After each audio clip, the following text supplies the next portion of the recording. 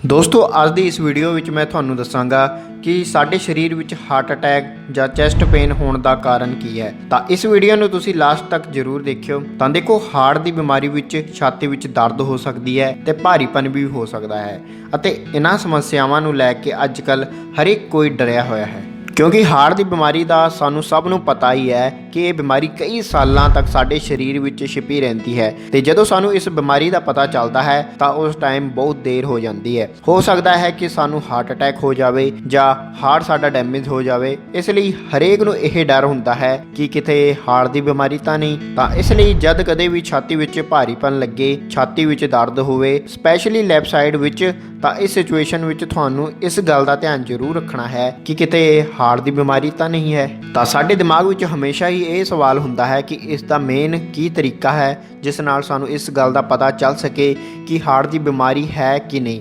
ਤਾਂ ਦੇਖੋ, ਸਭ ਤੋਂ ਪਹਿਲੀ ਗੱਲ ਮੈਂ ਤੁਹਾਨੂੰ ਦੱਸ ਦਵਾਂ ਕਿ ਹਾਰਟ ਦੀ ਬਿਮਾਰੀ ਵਿੱਚ ਜਿਹੜਾ ਸਭ ਤੋਂ ਕਾਮਨ ਕਾਰਨ ਹੁੰਦਾ ਹੈ ਕਿ ਛਾਤੀ ਵਿੱਚ ਦਰਦ ਕਰਨਾ, ਹੱਥ ਵੀ ਦਰਦ ਕਰਨਾ ਅਤੇ ਛਾਤੀ ਵਿੱਚ ਭਾਰੀਪਨ ਹੋਣਾ। ਪਰ ਇਸ ਦਰਦ ਅਤੇ ਭਾਰੀਪਨ ਦਾ ਇੱਕ ਹੋਰ ਕਾਰਨ ਵੀ ਹੈ, ਉਹ ਹੈ ਜਦੋਂ ਅਸੀਂ ਜ਼ਿਆਦਾ ਚੱਲਦੇ ਹਾਂ ਜਾਂ ਮਿਹਨਤ ਵਾਲਾ ਕੰਮ ਕਰਦੇ ਹਾਂ ਤਾਂ ਉਸ ਨਾਲ ਇਹ ਦਰਦ ਵੱਧਦਾ ਹੈ ਅਤੇ ਰੁਕਣ ਨਾਲ ਜਾਂ ਰੈਸਟ ਕਰਨ ਨਾਲ ਇਹ ਫਿਰ ਠੀਕ ਹੋ ਜਾਂਦਾ ਹੈ। ਫਿਰ ਇਸ ਸਿਚੁਏਸ਼ਨ ਵਿੱਚ ਇਹ ਹਾਰਟ ਦੀ ਬਿਮਾਰੀ ਵੱਲ ਜਾਂਦਾ ਹੈ। ਇਸ ਤੋਂ ਇਲਾਵਾ ਜਦੋਂ ਅਸੀਂ ਜ਼ਿਆਦਾ ਟਾਈਮ ਬੈਠੇ ਰਹਿੰਦੇ ਹਾਂ ਉਦੋਂ ਸਾਡੇ ਛਾਤੀ ਵਿੱਚ ਭਾਰੀਪਨ ਹੋਵੇ ਤਾਂ ਇਹ ਹਾਰਟ ਅਟੈਕ ਦੇ ਕਾਰਨ ਨਾਲ ਵੀ ਹੋ ਸਕਦਾ ਹੈ। ਪਰ ਜੇਕਰ ਬੈਠੇ ਬੈਠੇ ਛਾਤੀ ਵਿੱਚ ਭਾਰੀਪਨ ਹੁੰਦਾ ਹੋਵੇ ਤਾਂ ਉਹ ਭਾਰੀਪਨ ਜਾਂ ਦਰਦ ਬਹੁਤ ਹੀ ਜ਼ਿਆਦਾ ਹੋਵੇਗਾ ਅਤੇ ਇਸ ਦੇ ਨਾਲ ਪਸੀਨਾ, ਚੱਕਰ ਆਉਣਾ ਅਤੇ ਸਾਹ ਲੈਣ ਵਿੱਚ ਵੀ ਬਹੁਤ ਜ਼ਿਆਦਾ ਪ੍ਰੋਬਲਮ ਆਵੇਗੀ।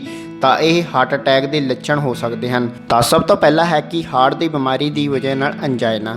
ਦੇਖੋ, ਜਿਸ ਦੀ ਛਾਤੀ ਵਿੱਚ ਭਾਰੀਪਨ ਹੁੰਦਾ ਹੋਵੇ ਜਾਂ ਫਿਰ ਚੈਸਟ ਪੇਨ ਹੁੰਦਾ ਹੈ ਤਾਂ ਇਸ ਦਾ ਮਤਲਬ ਹੈ ਕਿ ਹਾਰਟ ਵਿੱਚ ਨਾੜਾਂ ਦੀ ਬਲੋਕੇਜ 70 ਜਾਂ 80% ਤੋਂ ਉੱਪਰ ਹੋ ਚੁੱਕੀ ਹੈ। ਤੇ ਦੂਸਰਾ ਹੈ, ਜੇਕਰ ਬੈਠੇ ਬੈਠੇ ਭਾਰੀਪਨ ਹੋਵੇ ਤਾਂ ਇਸ ਦਾ ਮਤਲਬ ਹੈ ਕਿ ਹਾਰਟ ਬਲੌਕ ਕ੍ਰੀਏਟ ਹੋ ਚੁੱਕੀਆਂ ਹਨ। ਤਾਂ ਇਹ ਹੋਣ ਦੇ ਚਾਂਸ ਹਨ। ਜੇਕਰ ਤੁਹਾਡੇ ਛਾਤੀ ਵਿੱਚ ਭਾਰੀਪਨ ਜਾਂ ਦਰਦ ਹੈ ਤਾਂ ਇਸ ਦਾ ਤੁਸੀਂ ਕਿਵੇਂ ਪਤਾ ਲਗਾਓਗੇ ਕਿ ਇਹ ਹਾਰਟ ਦੀ ਬਿਮਾਰੀ ਹੈ। ਤਾਂ ਸਭ ਤੋਂ ਪਹਿਲਾਂ ਸੋਚਦੇ ਹਾਂ ਕਿ ਹੋਰ ਕੀ ਹੋ ਸਕਦਾ ਹੈ। ਜੇਕਰ ਤੁਹਾਡੇ ਚੈਸਟ ਵਿੱਚ ਪੇਨ ਹੈ ਜਾਂ ਭਾਰੀਪਨ ਹੈ ਤਾਂ ਇਹ ਸਪੌਂਟੀਲਾਈਟਿਸ ਨਾਲ ਵੀ ਹੋ ਸਕਦਾ ਹੈ। ਤਾਂ ਤੁਹਾਨੂੰ ਪਤਾ ਹੈ ਕਿ ਸਰਵਾਈਕਲ ਸਪੌਂਟੀਲਾਈਟਿਸ ਜੋ ਹੁੰਦੀ ਹੈ ਉਹ ਡਾਇਰੈਕਟ ਸਾਡੇ ਚੈਸਟ ਤੱਕ ਜਾਂਦੀ ਹੈ, ਜਿਸ ਨਾਲ ਚੈਸਟ ਪੇਨ ਹੁੰਦਾ ਹੈ। ਇਹ ਦਰਦ ਤੁਹਾਨੂੰ ਕੰਟੀਨਿਊ ਵੀ ਹੋ ਸਕਦਾ ਹੈ ਤੇ ਨਾਲ ਹੀ ਇਸ ਵਿੱਚ ਸਾਡਾ ਸ਼ੋਲਡਰ ਪੇਨ ਵੀ ਹੋ ਸਕਦਾ ਹੈ। ਇਸ ਨਾਲ ਦੋਨਾਂ ਹੱਥਾਂ ਵਿੱਚ ਦਰਦ ਹੋ ਸਕਦਾ ਹੈ। ਜੇਕਰ ਦੋਨੋਂ ਪਾਸੇ ਦਰਦ ਹੋ ਰਿਹਾ ਹੈ ਤਾਂ ਸਰਵਾਈਕਲ ਪੇਨ ਹੋ ਸਕਦਾ ਹੈ। ਇਸ ਤੋਂ ਇਲਾਵਾ ਕੋਈ ਮਸਕੂਲਰ ਪੇਨ ਵੀ ਹੋ ਸਕਦਾ ਹੈ। ਅਕਸਰ ਤੁਸੀਂ ਕੋਈ ਭਾਰੀ ਸਮਾਨ ਚੱਕ ਲੈਂਦੇ ਹੋ ਜਿਸ ਨਾਲ ਕਿ ਚੈਸਟ ਤੇ ਛਾਤੀ ਤੇ ਖਿੱਚ ਜਿਹਾ ਪੈਂਦਾ ਹੈ, ਜਿਸ ਨਾਲ ਕਿ ਛਾਤੀ ਵਿੱਚ ਦਰਦ ਹੋ ਸਕਦੀ ਹੈ। ਇਸ ਤੋਂ ਇਲਾਵਾ ਕੁਝ ਦਰਦ ਗੈਸਟ੍ਰਿਕ ਕਾਰਨ ਵੀ ਹੋ ਸਕਦਾ ਹੈ। ਗੈਸਟ੍ਰਿਕ ਮੀਨ ਪੇਟ ਵਿੱਚ ਗੈਸ, ਕਬਜ਼ ਅਤੇ ਤੇਜ਼ਾਬ। ਤਾਂ ਉਸ ਟਾਈਮ ਜੇਕਰ ਤੁਸੀਂ ਇਸ ਡਾਊਟ ਨੂੰ ਕਲੀਅਰ ਕਰਨਾ ਚਾਹੁੰਦੇ ਹੋ ਕਿ ਇਹ ਦਰਦ ਕਿਉਂ ਹੋ ਰਿਹਾ ਹੈ, ਕਿ ਤੁਹਾਨੂੰ ਚੱਲਣਾ ਦਰਦ ਹੋ ਰਿਹਾ ਹੈ, ਤਾਂ ਉਸ ਨੂੰ ਕਲੀਅਰ ਕਰਨ ਲਈ ਤੁਹਾਨੂੰ ਟ੍ਰੇਡ ਮਿਲ ਕਰਾਉਣਾ ਪੈਣਾ ਹੈ ਅਤੇ ਸੀਟੀ ਕਰੋਨੀ ਟੈਸਟ ਕਰਾਉਣਾ ਹੁੰਦਾ ਹੈ। ਇਸ ਤੋਂ ਇਲਾਵਾ ਜੇਕਰ ਬੈਠੇ ਬੈਠੇ ਦਰਦ ਹੋ ਰਿਹਾ ਹੈ ਤੇ ਤੁਹਾਨੂੰ ਡਾਊਟ ਹੈ ਕਿ ਇਹ ਹਾਰਟ ਅਟੈਕ ਤਾਂ ਨਹੀਂ, ਤਾਂ ਇਸ ਦੇ ਲਈ 2 ਟੈਸਟ ਕਰਾਇਆ ਜਾ ਸਕਦਾ ਹੈ, EKG ਤੇ ECG, ਜਿਸ ਨੂੰ ਕਿਸੇ ਵੀ ਹਸਪੀਟਲ ਵਿੱਚ ਤੁਸੀਂ ਕਰਾ ਸਕਦੇ ਹੋ। ਤੇ ਦੂਸਰਾ ਹੈ ਟ੍ਰੌਪਟੀ ਟੈਸਟ। ਟ੍ਰੌਪਟੀ ਟੈਸਟ ਵਿੱਚ ਇੱਕ ਛੋਟੀ ਜਿਹੀ ਸਲਾਈਡ ਹੁੰਦੀ ਹੈ ਜਿਸ ਵਿੱਚ 2 ਬੂੰਦ ਬਲੱਡ ਪਾਉਂਦੇ ਹਨ ਅਤੇ ਉਸ ਨਾਲ 2 ਮਿੰਟਾਂ ਵਿੱਚ ਪਤਾ ਚੱਲ ਜਾਂਦਾ ਹੈ ਕਿ ਹਾਰਟ ਅਟੈਕ ਹੈ ਜਾਂ ਨਹੀਂ। ਜੇਕਰ ਟ੍ਰੌਪਟੀ ਟੈਸਟ ਨੈਗੇਟਿਵ ਹੈ ਤਾਂ ਇਸ ਨਾਲ ਇਹ ਕਨਫਰਮ ਹੈ ਕਿ ਇਹ ਹਾਰਟ ਪੇਨ ਨਹੀਂ ਹੈ। ਤਾਂ ਇਹਨਾਂ ਦੋਨਾਂ ਹੀ ਤਰੀਕੇ ਨਾਲ ਤੁਸੀਂ ਆਸਾਨੀ ਨਾਲ ਪਤਾ ਲਗਾ ਸਕਦੇ ਹੋ ਕਿ ਇਹ ਹਾਰਟ ਦਾ ਪੇਨ ਹੈ ਕਿ ਨਹੀਂ। ਜੇਕਰ ਤੁਹਾਨੂੰ ਫਿਰ ਵੀ ਡਾਊਟ ਹੋਵੇ ਕੋਈ, ਤਾਂ ਮੈਡੀਕਲ ਸ਼ੋਪ ਤੋਂ ਇੱਕ ਟੈਬਲੇਟ ਆਉਂਦੀ ਹੈ ਜਿਸ ਨੂੰ ਕਿ ਸੋਰਬਿਟਰੇਟ ਕਹਿੰਦੇ ਹਨ। ਉਸ ਨੂੰ ਤੁਸੀਂ ਆਪਣੇ ਜੀਭ ਦੇ ਥੱਲੇ ਰੱਖ ਕੇ ਦੇਖ ਸਕਦੇ ਹੋ ਕਿ ਉਸ ਨਾਲ ਤੁਹਾਡਾ ਦਰਦ ਘੱਟ ਹੁੰਦਾ ਹੈ ਕਿ ਨਹੀਂ, ਜਾਂ ਉਹ ਹਾਰਟ ਦੀ ਬਿਮਾਰੀ ਹੈ। ਜੇ ਨਹੀਂ ਹੁੰਦਾ ਹੈ ਤਾਂ ਉਹ ਹਾਰਟ ਦੀ ਬਿਮਾਰੀ ਨਹੀਂ ਹੈ।